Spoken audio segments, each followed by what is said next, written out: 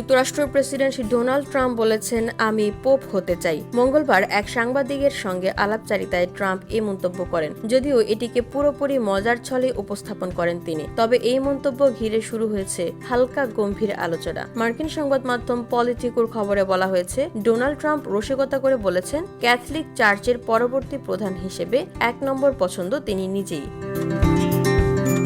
মঙ্গলবার এক সাংবাদিককে তিনি বলেন, আমি পোপ হতে চাই। রসিকতা করার পরপরই কে আসলে এই দায়িত্ব পেতে পারেন সে বিষয়ে নিজের মতামত জানান তিনি। ফ্রান্সিসের উত্তরসূরি কে হওয়া উচিত এমন প্রশ্নের জবাবে ট্রাম্প বলেন, আমার কোনো পছন্দ নেই। তবে তিনি যোগ করেন, আমাকে বলতেই হচ্ছে, আমাদের একজন কার্ডিনাল আছেন যিনি নিউ ইয়র্কের একটি জায়গা থেকে এসেছেন। তিনি খুবই ভালো, দেখা যাক কি হয়। নিউ ইয়র্কের কার্ডিনাল টিমোথি ডোনাল্ডকে ফ্রান্সিসের উত্তরসূরি হওয়ার দৌড়ে এগিয়ে থাকা প্রার্থীদের মধ্যে গণ্য করা হচ্ছে না।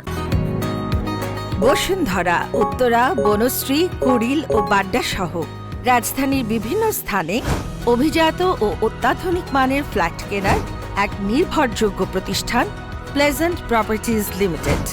তাই আপনার স্বপ্নের আবাসনের জন্য আজই যোগাযোগ করুন। Pleasant properties limited, where destiny matures eventually.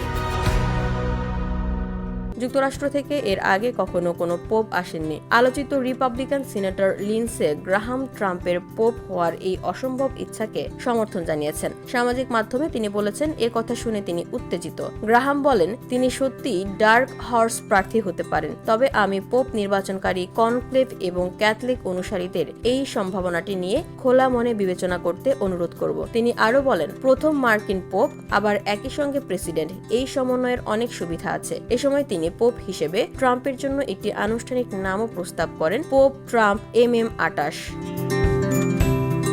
VOD Bangla news desk.